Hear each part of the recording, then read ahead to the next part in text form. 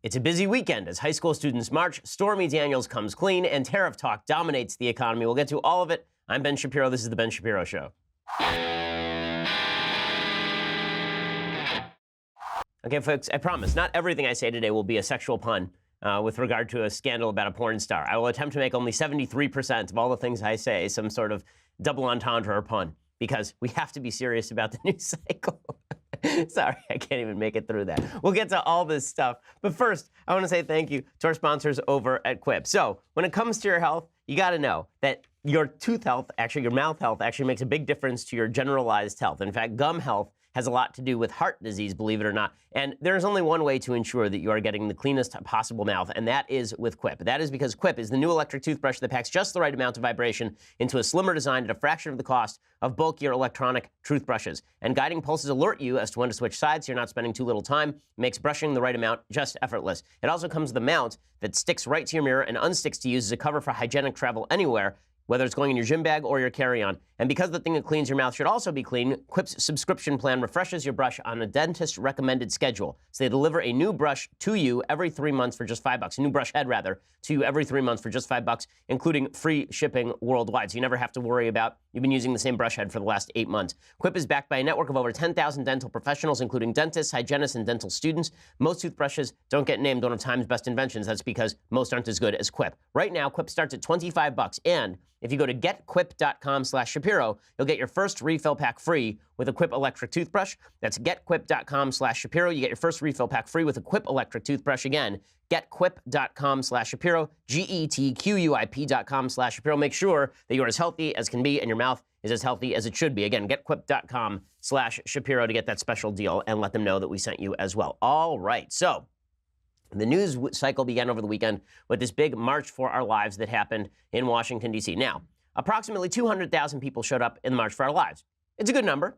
It's a solid number. Okay, the March for Life in 2012 had 650,000 people who showed up to it. Was the media coverage blanket the way that it was on Saturday? Now, listen, I don't think that this is about the kids at Parkland. Kids are kids. Some of them say smart things. Some of them say dumb things. And just because some tragedy fell upon them doesn't mean that they suddenly have expertise on guns, for example. But the main issue here is why the media have decided to highlight and spotlight these kids. And the reason is because the kids can say things that the media can hide behind. The high school kids who don't really know much about guns, don't know much about gun control, but can speak with passion and verve and are attractive on camera, they can say things that the media want to say, but know that they would be bashed about the ears for saying because they are supposed to be objective. And so what the media do instead is they put all of these kids on camera for hours at a time and then claim that if you criticize what these kids are saying, they're actually criticizing the experiences of these kids. This is another form of identity politics. So identity politics is this idiotic concept from the left that suggests that we can identify the quality of your perspective simply by the color of your skin or your ethnicity or your age or some immutable characteristic about yourself. Well, in this particular case, the suggestion is that the opinions of these kids are sacrosanct because these kids experience tragedy. I'm not questioning whether these kids experienced tragedy. They did. But I am questioning whether their perspectives have any additional value because they experienced tragedy. Like George Soros went through the Holocaust, right? He was a guy who ended up having to help the Nazis in order to survive. I can still say that I think all of his political perspectives are sheer garbage. And it doesn't mean that I'm criticizing George Soros' experiences in the Holocaust. And the same thing is true for these kids. Okay? And the stuff that the kids were saying was just pretty egregious. One of the things they were doing is they were carrying around these tags, these price tags that said on it $1.05 in order to criticize Senator Marco Rubio. Now, Senator Rubio put himself out there in front of a town hall of baying angry people in order to try and make come to some sort of agreement and solution with people in Florida over what to do to protect kids' safety. And instead, he's been just clubbed around. So these kids were wearing around tags that said $1.05. Why? Because if you take the receipts that Marco Rubio has had from the NRA and you average it over the number of students in the state of Florida, it comes out to $1.05 for each student. Their suggestion is that Marco Rubio is being paid off $1.05 for every student in the state of Florida to be pro-gun. That's disgusting. It's not true. It's a lie. It's malicious. Obviously, it's stupid. If you think that Marco Rubio is pro-gun because the NRA gives him like $5,000, you're out of your mind. Yeah, the idea that Marco Rubio is sitting around waiting for the NRA to sign a check and then he decides to be pro-gun is insulting. I find this whole line of argument really stupid. I found it stupid when it was being pushed by John McCain as campaign finance reform. I find it stupid now politicians generally don't support causes because they're being bribed by constituents. They support causes, and then the people who back those causes pay so that those people can get into office. It's not like, if you thought the NRA was just going around bribing people, why is it the Democrats aren't able to be bribed? Why is it the NRA can't go to Democrats and bribe them? Is it because Democrats are such upstanding characters? Or is it because Democrats are pure gun control fanatics and the NRA doesn't want to see them elected? But again, this is all part of the dog and pony show to suggest that people who disagree on gun control are actually bad human beings. And so we're going to go through some of the arguments that were being made by a lot of the kids at this rally, because I think that it's important to look at the arguments, not just at the speakers. What the media want us to see are the still photos of David Hogg with his arm outstretched and Emma Gonzalez standing there silently, and then we're supposed to say, well, anything these people choose to say must be right. Again, I have nothing but sympathy for what they went through. Okay, I have sympathy for what Kyle Kashuv, who's a conservative student, went through. All these kids went through something, but it doesn't mean their experiences confer any sort of expertise upon them. Okay, so we start with David Hogg. David Hogg has been the most ubiquitous member of the cadre of classmates. He's been on virtually every TV show. He's done Ellen. He does CNN on a regular basis. He does the Sunday shows. He doesn't know anything about guns. He doesn't know much about gun control, but he certainly knows how to demagogue. And so for 4 minutes, you'll hear him demagogue over and over and over in the most dramatic fashion. It's irritating to watch, I understand, particularly for people who are pro-Second Amendment. But it's important to know what the propagandists in the media are doing with this kid. Because, again, the kid can speak out. It's his absolute right to speak out. And obviously, he can speak in front of any camera that he wants to speak in front of. That's great.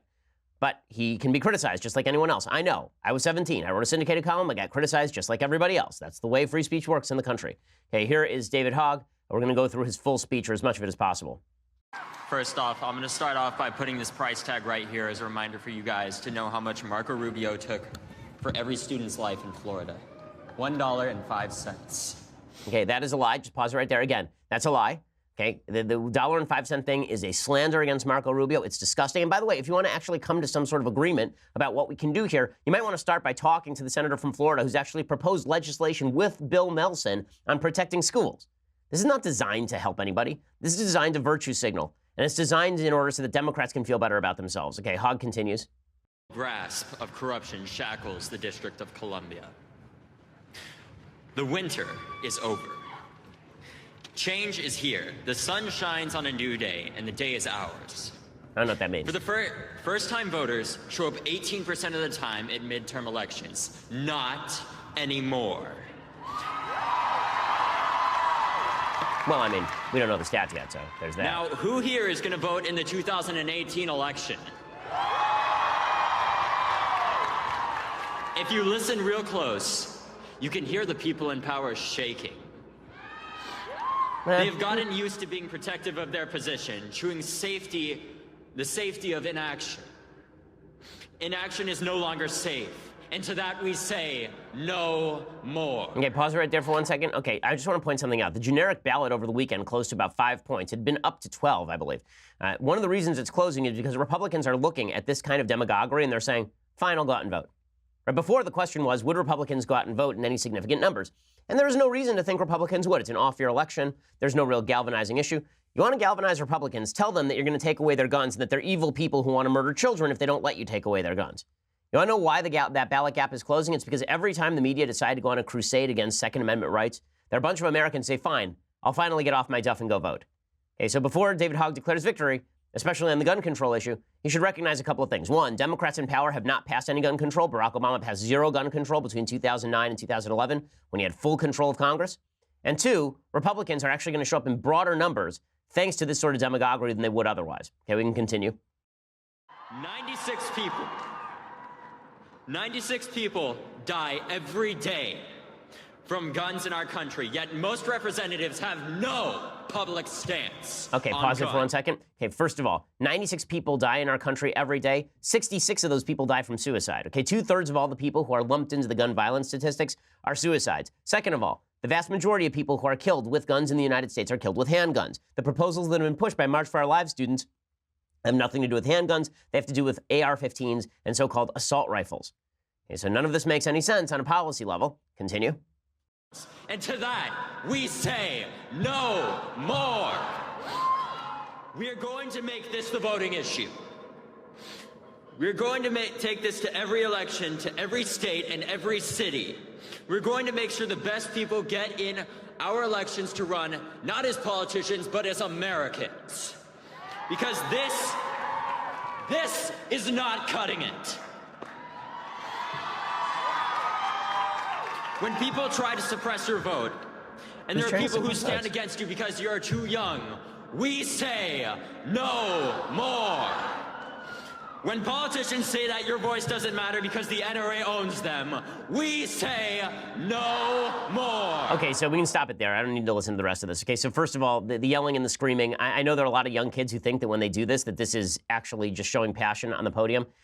It doesn't. It's not convincing. It doesn't make people like you. It doesn't make people rally behind you. In fact, calmness and reason actually make people rally behind you more than screaming from the podium. Again, this whole thing that the NRA owns politicians, it's just not true, but I guess that's not the point. The point here is, of course, to demagogue the issue as much as humanly possible. It wasn't just David Hogg who did this. At the end of it, he gave sort of a revolution symbol. The person who did this the best, actually, I will say, Emma Gonzalez is the most skilled politician of these kids. Emma Gonzalez went up there. She spoke for about 1:20, and then she did a 5-minute just standing break, right? She stood there and she said, in tribute to my classmates, moment of silence, and the moment of silence lasted for 5 minutes, and then at 6 minutes, 20 seconds, she said, that's how long the shooting at our school lasted. That was effective theatrics. Yeah, she's actually good at this. David Hogg, not particularly good at this. Cameron Kasky is another one of the students from Parkland. Here's what he had to say. Again, this sort of language is not going to endear you to people you have to make agreements with on the issue of gun control. To the leaders, skeptics, and cynics who told us to sit down and stay silent, wait your turn. Welcome to the revolution. Okay, if you want to scare gun owners into going out and vote, tell them it's a revolution to take their guns. See how that's going to go. See how it goes when you tell a bunch of gun owners that it's a revolution to take away their firearms, which is really what they're talking about here. Again, all this stuff is great fodder for media members. It's not great fodder for actually fostering any sort of victory on the issue of protecting schools. By the way, the chances of being killed in a school shooting, I believe, in the United States are something like 1 in 614 million. In any case, let's talk a little bit about our sponsors over at Stamps.com. So these days, you can get practically everything you want on demand. Well, that hadn't been true of stamps and the stuff you can get at the post office until now. With Stamps.com, you can access all the amazing services of the post office right from your desk 24/7, whenever it is convenient for you. You can buy and print U.S. postage for any letter, any package, using your own computer and printer. You print it out right onto a sticker, or you print it out right onto the envelope, or you print it out onto a piece of paper, and you tape it to the envelope, and then the mail carrier picks it up. You click, print, mail, you're done. Right? It's very, very easy. And here at the Daily Wire, we use it all the time in order to send our mail because we don't want to spend time in the line at the post office, no matter how much we like the post office. You should use Stamps.com as well. You can also ensure that you have exact postage so you're not estimating, right? You're not home and you're sticking 8 stamps when you only need 6 stamps, okay? Because they will send you a postage meter as well with our special offer. So right now, you use Shapiro for this special offer, okay? It includes up to $55 of free postage and the digital scale and a 4-week trial. So go to Stamps.com before you do anything else. Click on the radio mic at the top of the homepage. You type in Shapiro. That's Stamps.com. Enter promo code Shapiro, and you get $55 of free postage, a digital scale, and a 4-week trial. It's a pretty spectacular offer. Again, Stamps.com, promo code Shapiro. Fantastic service. We use it at the office all the time. Use that promo code Shapiro to get the special deal when you click out at the microphone at the top of the page. Use promo code Shapiro, and then ensure that they know that we sent you, as well as getting the right deal. Okay, so back to these kids. So again, the reason I'm going through the litany of claims by these high school kids is because I want to show that they haven't even bothered to do the research. And again, these kids can say whatever they want. It's not their fault. They're 17. I get it. Okay, I was 17 too. I was writing a syndicated column on politics. I don't agree with everything I wrote when I was 17 because who does? But the media is proclaiming that these are fully formed adults capable of leading the debate on gun control, when the vast majority of them obviously don't know anything about gun control. Here's another one of these students, Alex Wind. So Alex Wind says, you know, there are too many people here who want to arm teachers. And then he makes what would be an incredibly dumb point. If teachers start packing heat, are they going to arm our pastors, ministers, and rabbis? I mean, I hope.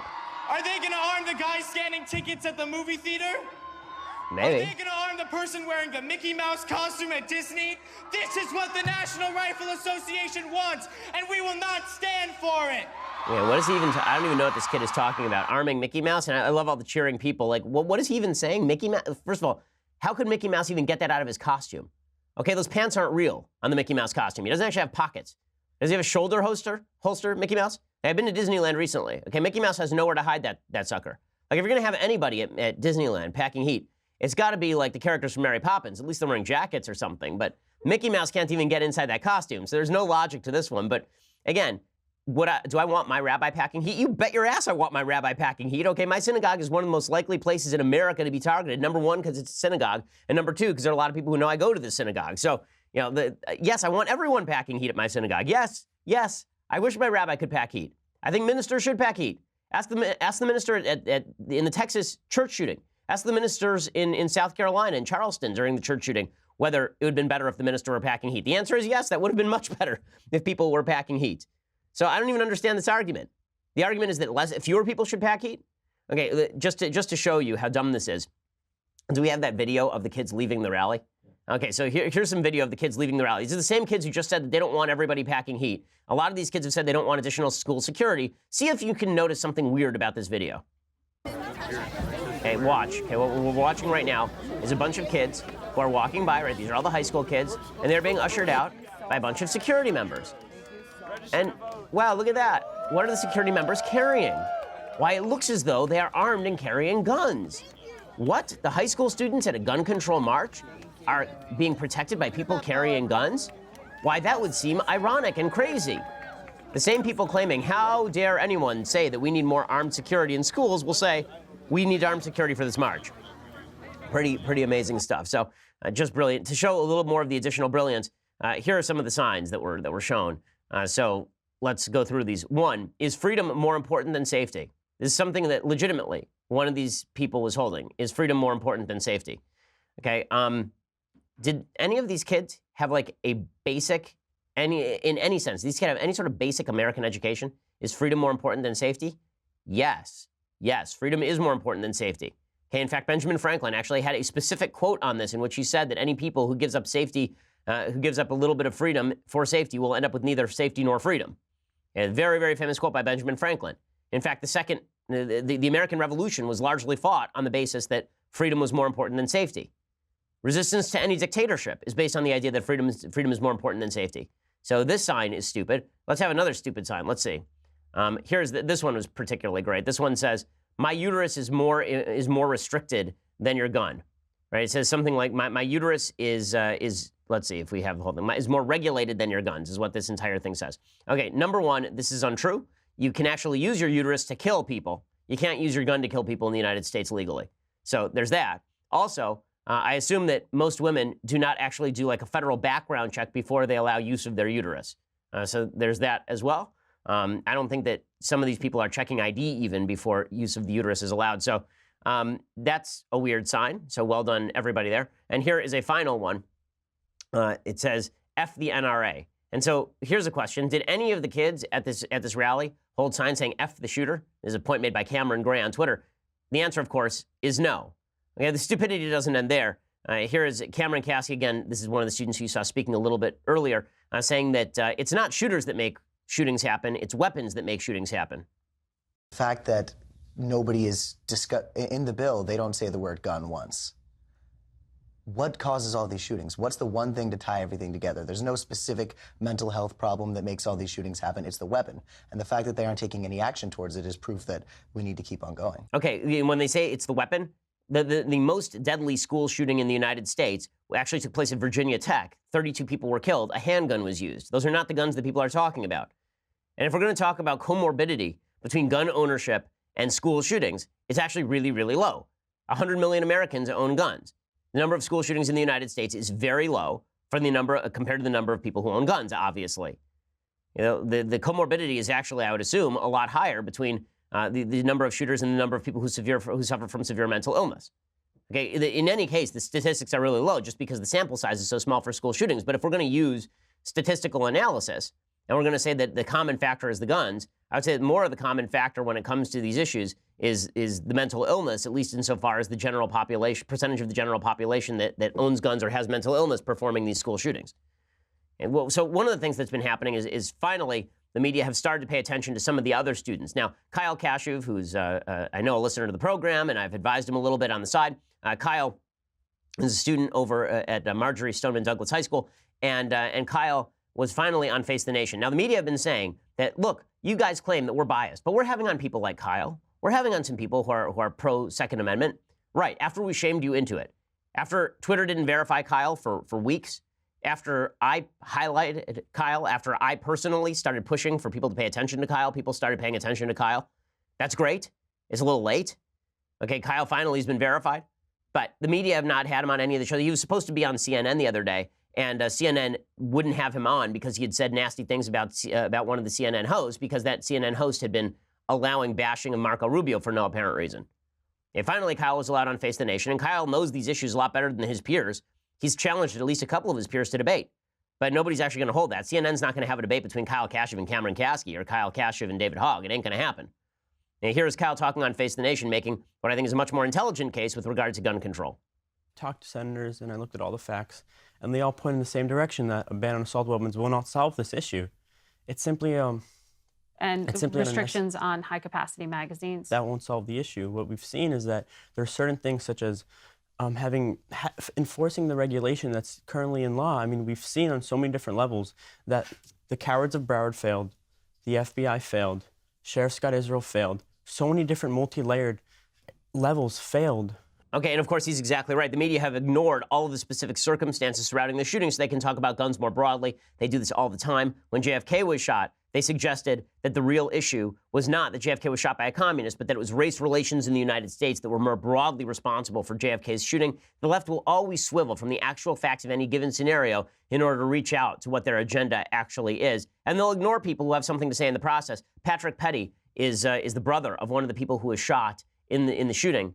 And he tweeted out at Emma Gonzalez, who mentioned his sister, quote, "Hey, Emma, please stop using my sister's name to push your agenda. She did not and would not support it."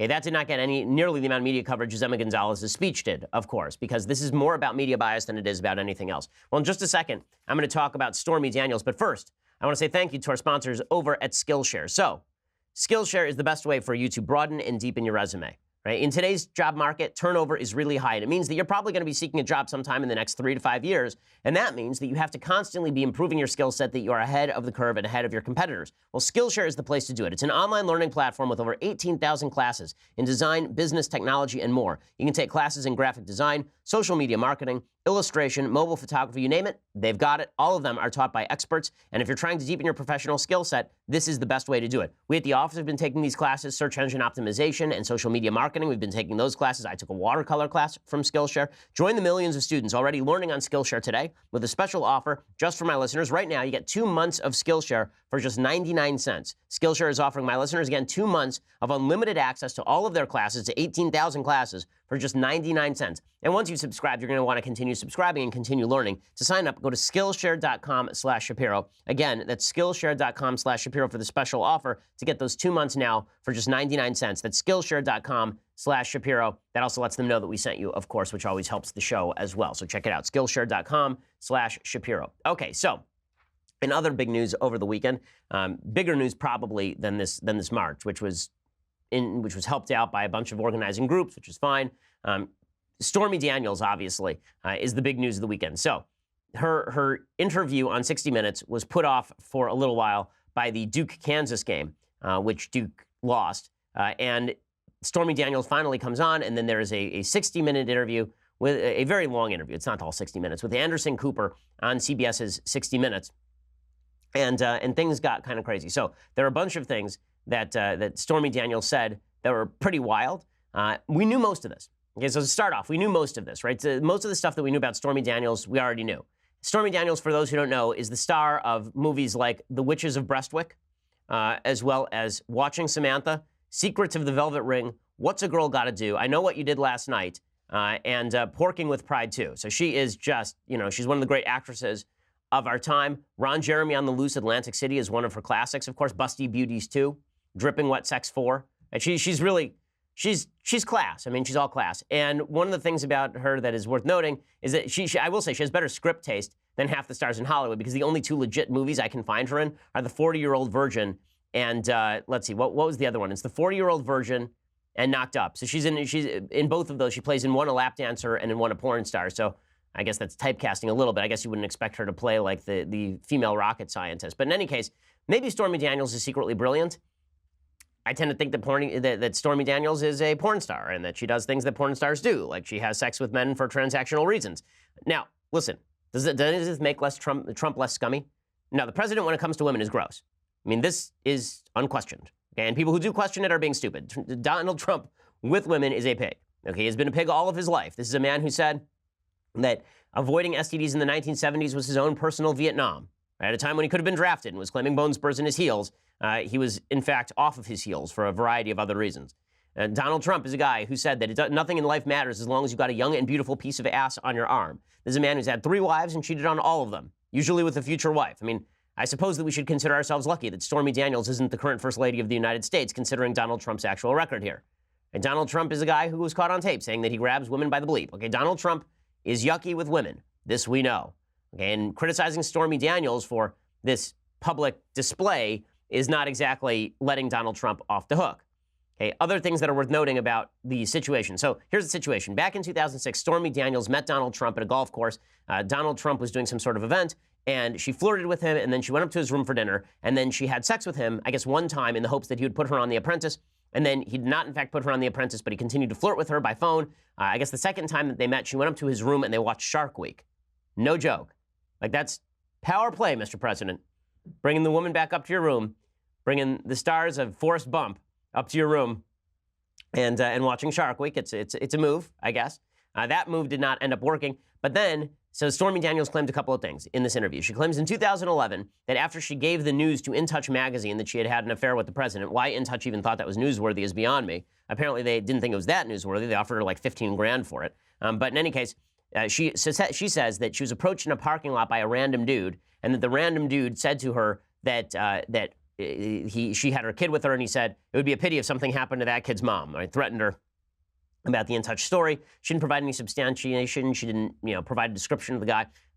We'll find out maybe more about that. Then she claims that in 2016 she was paid off by Michael Cohen, who was the president's lawyer, for $130,000 to keep her trap shut right before the election. She signed, she took it, and then she lied about having an affair with the president. She said, "No, I didn't have an affair with the president." Well, she had to explain all of that to Anderson Cooper. Now she claims, of course, she's being threatened by the president in some sort of nefarious way. What she's really being threatened with is violation of the non-disclosure, which is perfectly legal. Right? The only part here that there are 2 things that are legally questionable. Well, that would be illegal if they happen. One is Stormy Daniels being actually physically threatened by someone. That obviously is illegal. And the second is if Michael Cohen was giving a quote-unquote in-kind contribution to Donald Trump's campaign by paying Stormy Daniels out of his own pocket to keep her silent. So this is a very weird interview because Stormy Daniels starts off by talking about why exactly it is that she was, why she's doing the interview in the first place. So he turned around and pulled his pants down a little. He had underwear on and stuff, and I just gave him a couple swats. You are special. You remind me of my daughter. He's like, you're smart, beautiful, and a woman to be reckoned with. I like you. I like you. Don't worry about that. We have separate rooms and stuff. Did you 2 go out for dinner that night? No. You had dinner in the room? Yes. What happened next? So I excused myself and I went to the restroom. I was in there for a little bit and came out, and he was sitting, on the edge of the bed when I walked out. Perched. And you had sex with him? Yes. I remember arriving, and he was watching Shark Week. He made me sit and watch an entire documentary about shark attacks.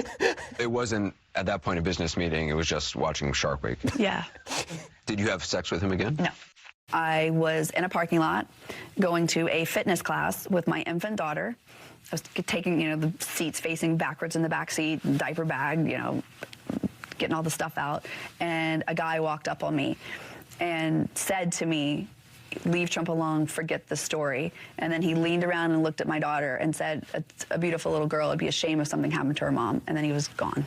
Okay, so let's go through some of this stuff. Okay, so first of all, the actual interview starts with Anderson Cooper asking, "Why are you doing this?" Right? He says, "I guess I'm not sure 100% of why you're doing this." And she says, "Because it was very important for me to be able to defend myself." And he's leading her. The whole interview, Anderson was really giving her leading questions like, is part of wanting to set the record straight? Why don't you just tell her that part of it is wanting to set the record straight? And then she says, "People are just saying that whatever they wanted to say about me, I was perfectly fine saying nothing at all, but I'm not okay with being made out to be a liar or people thinking I did this for money. And people are like, oh, you're an opportunist. You're taking advantage of this. Yes, I'm getting more job offers now, but tell me one person who had turned down a job offer making more than they've been making, doing the same thing they've always done." She's doing it for the money. I mean, sorry I put this out. Again, this story is really not about Stormy Daniels, about the president of the United States being disgusting. I mean, he's the one who chose to put his thing in, to to act inappropriately with Stormy Daniels, shall we say, to put it mildly. Okay, that is the president of the United States' fault. He's an idiot, and he's disgusting when it comes to women. Have I made that clear? Have I said that enough times? Okay, he's gross. Yeah, I don't find the president's activity here even mildly defensible. But here's what I do object to. The media are trying to make Stormy Daniels to be some sort of victim. Okay, unless she was actually physically threatened. If she was physically threatened, she's a victim. Other than that, there's no victimization story here. She took $130,000 from a candidate for president of the United States to keep her mouth shut, and then she didn't shut up. Okay, and Stormy Daniels also said that she had consensual sex with Donald Trump. So this is not a Me Too moment. Now, what's really amazing is there are some people on the left who are trying to make it into a Me Too moment. And again, I'm happy to discuss all the legal ramifications of this. It may be a campaign finance violation. I don't think it'll take down Trump because you really have to prove a lot to prove a campaign finance violation. And I can talk about the legal standard and all that in just a second. But when Stormy Daniels says that when the media try to make her out to be some sort of heroic figure, it just doesn't wash. It just doesn't wash. Of course she came out after the election cycle because her story was newly valuable. And it's worth more than $130,000. So she figures, okay, fine, I'll give him back the $130,000 and I'll make $500,000 by talking about all of this stuff publicly. Right? She probably isn't. I mean, again, she is transactional in this whole thing. Right? She said in this interview openly that she saw her sex with Trump as a business deal. She was asked, did you want to have sex with Trump? She said no. They said, were you attracted to Trump? She said no. They said, so why'd you have sex with Trump? And she said, well, I saw it as a business deal. Meaning that it was like she wanted to get on The Apprentice, and she thought maybe this would give her the possibility of getting on The Apprentice. And sex isn't exactly something that she's stingy about. So, all right. But now, what's hilarious is the left is trying to make this into a Me Too moment. I've seen a couple of articles about how Stormy Daniels was victimized by the power of Donald Trump. Okay, no, she was not, up until the point where a threat was made. Okay, up until that point, she's a lady who knew that she was sleeping with a married man in order to get ahead in the business. And this does raise some issues about the nature of the Me Too movement in Hollywood as well, because a lot of the talk in the Me Too movement in Hollywood has been about young actresses having sex with older directors in fully consensual manner, and then suggesting that the power imbalance is the real problem. Well, is it possible that they saw the sex the same way that Stormy Daniels did? That she didn't really want to have sex with Trump, but she also knew that if she wanted to get ahead, that she would, like, Stormy Daniels herself said it was consensual. She never accused the president of sexual assault or rape of any sort. And so again, the attempt to make Stormy Daniels into the hero of this story doesn't work. I think you can make Trump into the villain of the story. I think that it's hard to make Stormy Daniels into the hero of the story where she's clearly not the hero. I'll talk a little bit more about this in just a second, but first, you're going to have to go over to dailywire.com and subscribe. When you go over to dailywire.com and subscribe, you get the rest of this show live. You get the rest of the Michael Knowles show live. You get the rest of the Andrew Klavan show live. Plus, you get this mug when you get the annual subscription. So for $9.99 a month, you get all those things, but the annual is $99 a year, which is cheaper than the monthly, and you get this magical tumbler, which is just glorious. Anyway, you get all that stuff. You want to listen later for free, go over to iTunes, SoundCloud, Google, any of those. Subscribe, leave us a review. We always appreciate it. We are the largest, fastest growing conservative podcast in the nation.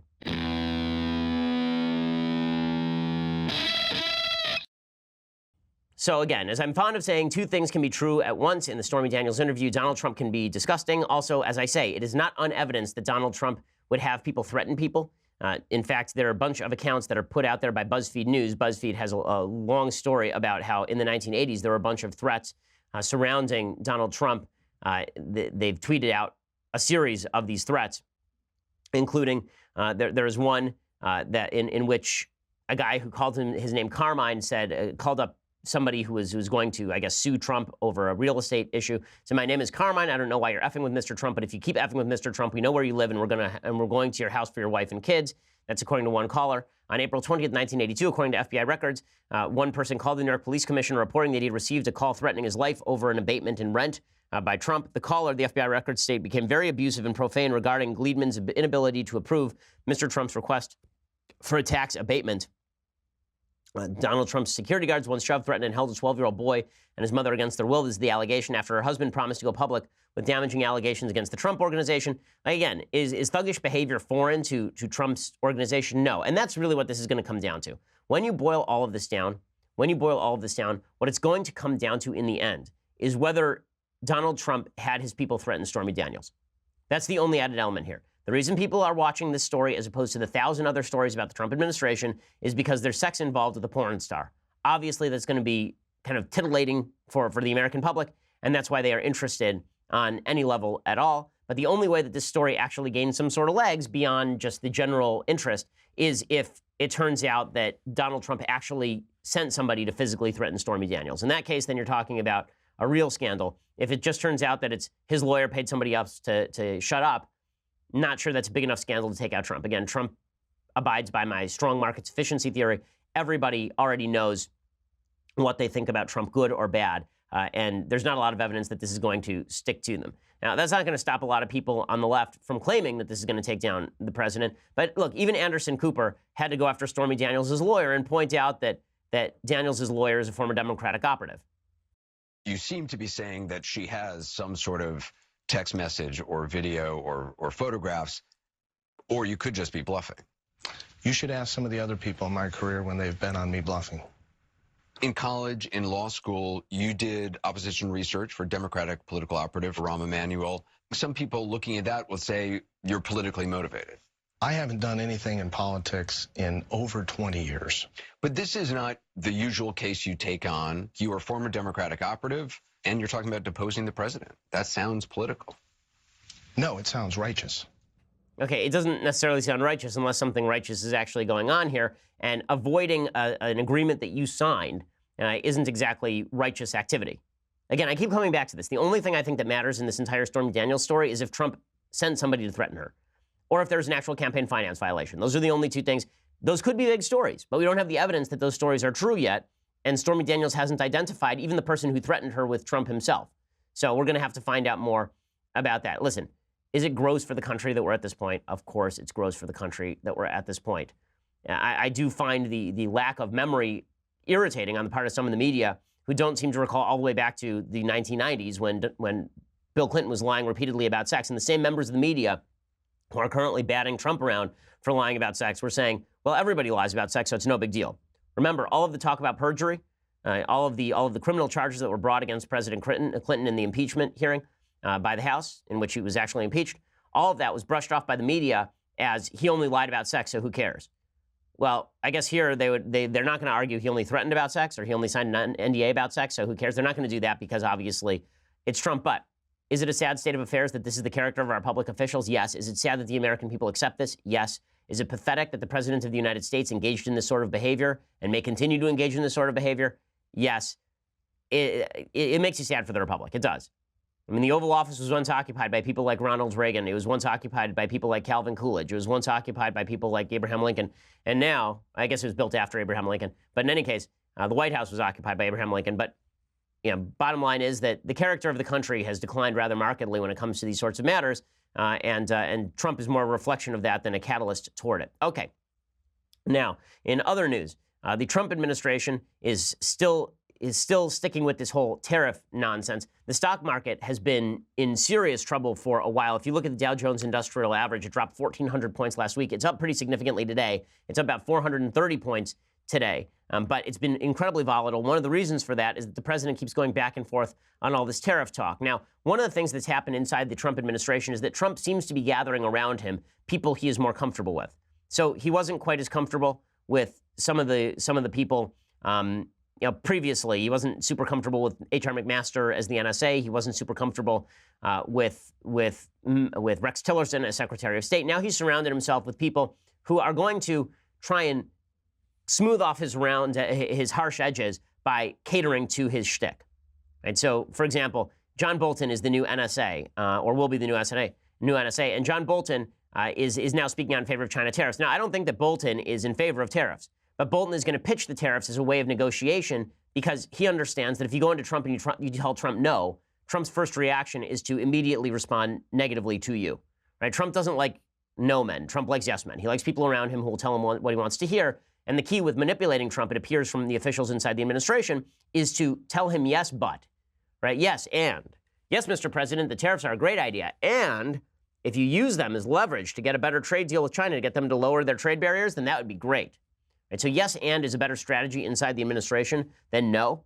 Right? No is a good strategy for all of us who have to call balls and strikes and who have to tell Trump when he's being stupid. But if you're inside the administration and you're trying to get Trump to do the right thing, I'm not sure Bolton's tactic here is completely wrong. So here's Bolton talking about China tariffs. The United States lives by these agreements. I can tell you, we've got lawyers all over the government who spend a lot of time policing American conduct so that we uphold the obligations that we make when we enter into a treaty. All we're asking for here is for the Chinese to do the same. So I think this could be a little shock therapy, get their attention, and hopefully it'll have a good impact. Okay, so Bolton here is trying to make the case to Trump that these tariffs should only be temporary. And again, I'm not sure that this is the wrong strategy. Again, yes, and might be the right strategy. Steve Mnuchin was doing the same thing over at the Treasury Department. I assume Larry Kudlow will be doing the same thing in his new position as head of the National Economic Council, telling Trump, yeah, your tariffs are a great idea, but it'd be even better.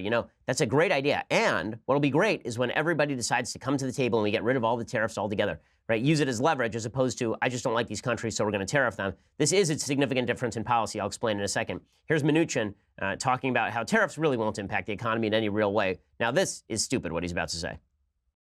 To press my point, are the markets wrong to be afraid of the president's tariffs and the impact it'll have on the economy?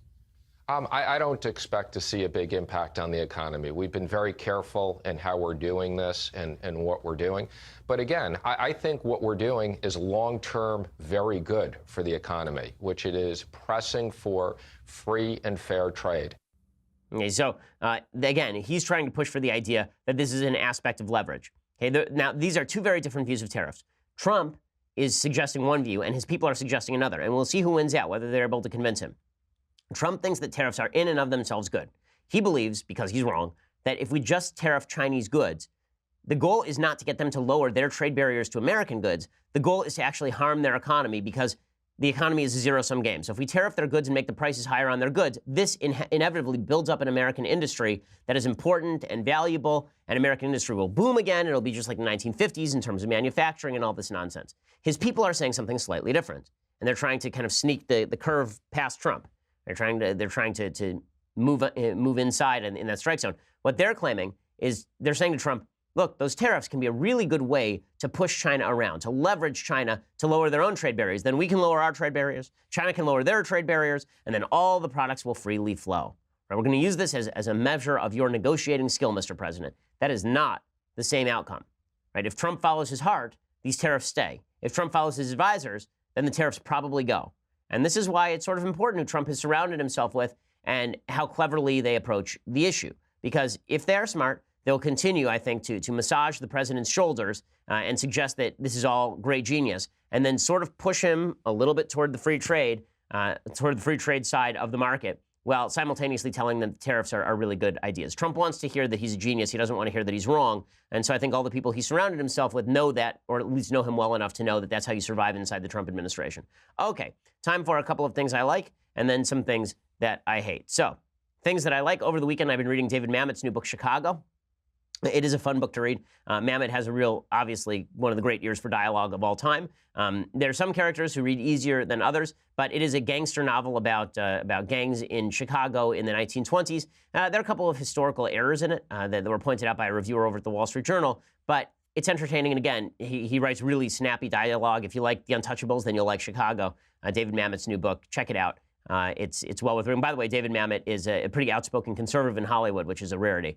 So he's well worth supporting for that reason alone. Hey, other things that I like. So Killer Mike, who's a rapper who I guess voted for Bernie Sanders, he is now defending the pro-gun position. He's actually making a pretty good case for it. I have worked as a tireless advocate on the behalf of children, disenfranchised women in my community. Yeah. And I've also worked with gun groups like Georgians Against Gun Violence that are not, the most pro-Second Amendment. Yeah. But I say if there's a table to be sat at, the gun owner needs to be there. So I kind of try to see a problem from the whole perspective. Like I told my kids on the school walkout, I love you. If you walk out that school, walk out my house. I'm laughing, but it's so serious. That's simple. We are a gun-owning family. Yeah. We are a family where my sister farms. We're a family where we'll fish, we'll hunt, but we are not a family that jumps on every single thing an ally of ours does, because some stuff we just don't agree with. We are raising a generation of kids where everyone gets a trophy. But in real life, everyone don't get a trophy. No. In real life, the cops don't come on time. Okay, Killer Mike making a good argument there for gun rights, and it is particularly true, and it has always been true, that gun control in the United States, at least up till the 1960s and 70s, was used largely as a way of keeping black people unarmed in the United States. I think one of the things that the NRA needs to do better is speak out loudly and proudly in cases like Philando Castile. Philando Castile had a concealed carry permit apparently to carry in the state of Minnesota. He was shot by police, and that was a case where the police were dead wrong apparently. So Philando Castile should never have been shot. In cases where there are black folks who are being targeted because they have guns, that needs to be a major issue for the NRA, because owning guns is in fact one of our most basic civil rights, and that holds true for people across the color spectrum. Okay, time for a quick thing that I hate, and then we'll do a Federalist paper. Okay, time for the thing I hate. So the thing that I hate today, the New York Times has a long and stupid article about boys and girls at preschools in Sweden who are being coached in traits non-associated with their gender. This article is by a woman named Ellen Berry, and the article is all about how they are trying to achieve gender parity in Sweden. The way they're going to do it is by teaching boys to massage each other's feet and teaching girls to walk around barefoot in the snow and scream out windows. No, I am not kidding. Something was wrong with the Penguins, the incoming class of toddlers at the Seafarers preschool in a wooded suburb south of Stockholm. The boys were clamorous and physical. They shouted and hit. The girls held up their arms and whimpered to be picked up. The group of 1- and 2-year-olds had, in other words, split among traditional gender lines. And at this school, that is not okay. Okay, we can stop right there. First of all, I have a 4-year-old and a 2-year-old. They split along traditional gender lines. This is what they do. Not because people are forcing them to, but because girls are girls and boys are boys. And because my girl, who when she was very little loved to play with trucks and buses, now will only wear princess dresses, no matter what, every day. She will only wear particular headbands. She picks out her clothes and her brother's clothes every morning. And my boy runs around beating the crap out of everything in a way that his sister never did, because boys and girls are biologically different. Okay, but here's what they do in Sweden to try and fix what Goth hath wrought. Their teachers cleared the rooms of cars and dolls. They put the boys in charge of the play kitchen. They made the girls practice shouting no. Then they decided to open a proper investigation, erecting video cameras in the classroom. Science may still be divided over whether gender differences are rooted in biology or culture. Science is not divided on this, okay? Okay, this is so stupid. Science is absolutely unanimous. Gender differences are, in fact, rooted in both biology and culture. Pretending that gender has nothing to do with biology is insane, okay? No one believes this except for radical transgender advocates. Obviously, testosterone in the brain has an impact on how men act. Obviously, estrogen in development has an impact on how girls act. This is so incredibly ascientific, it is pagan crap. Okay? It's anti-factual. But the New York Times obviously has to obfuscate the issue. So they say, state curriculum urges teachers and principals to embrace their role as social engineers, requiring them to counteract traditional gender roles and gender patterns. In other words, we're going to indoctrinate kids into feeling uncomfortable about their own gender because we're pieces of crap human beings. It's so funny. The same people who say empowerment, self-esteem, will say, I will train my little boy to act like a little girl, even if it makes him feel uncomfortable. So we can't make 18-year-old snowflakes feel uncomfortable for me to come speak there, but you can make my 2-year-old boy feel uncomfortable by forcing him to wear a dress. You stupid idiots. And they say, it is normal in many Swedish preschools for teachers to avoid referring to their students' gender. Instead of boys and girls, they say friends or call children by name. Play is organized to prevent children from sorting themselves by gender because we have to force kids to do stuff they don't want to do. Amazing. A gender-neutral pronoun, hen, was introduced in 2012 and was swiftly absorbed into mainstream Swedish culture, something that linguists say has never happened in other countries. It has never happened in any other culture or any other country because no one was stupid enough until now to try this. Because boys are boys and girls are girls. I love this line. Exactly how this teaching method affects children is still unclear. Shouldn't that be the only question that matters? Shouldn't the only question that matters be how this affects the kids? But we don't care about that. We care about the social engineering. And then there are a bunch of beautiful pictures of all these things happening, in Sweden. I love this. They showed a bunch of drawings by students at the preschool. When a teacher noticed that girls were drawing eyelashes only on girls, she asked them, don't boys have eyelashes? Yes, they do, but boys don't curl their eyelashes or put mascara in them.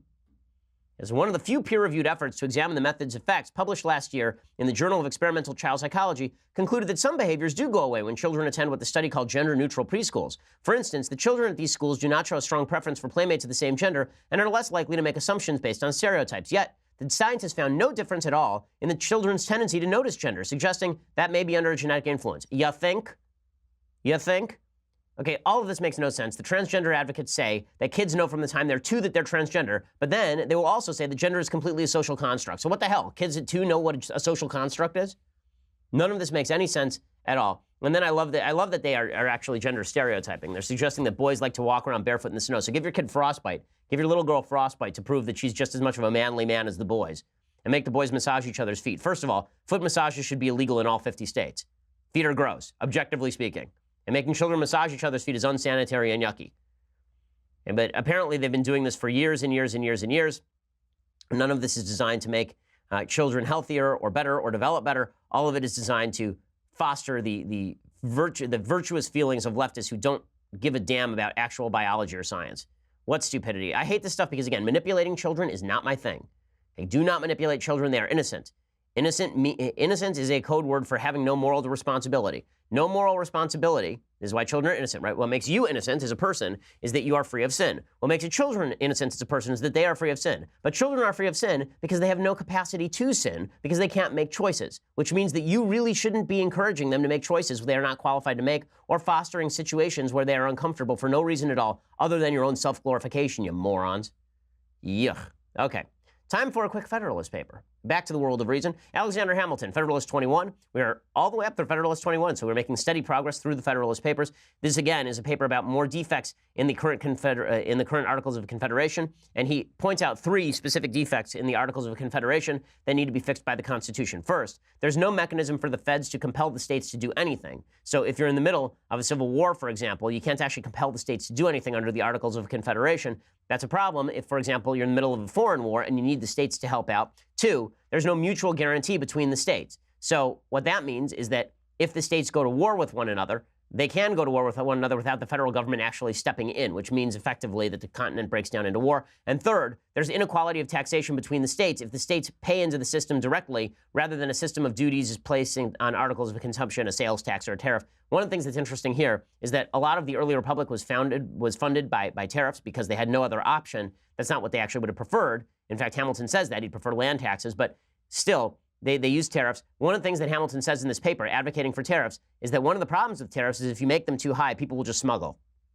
which is a pretty honest assessment of the situation. It's also an assessment the left refuses to make about taxation. They raise tax rates incredibly high, and then they're shocked when people avoid those taxes. Okay, the same is true of tariffs.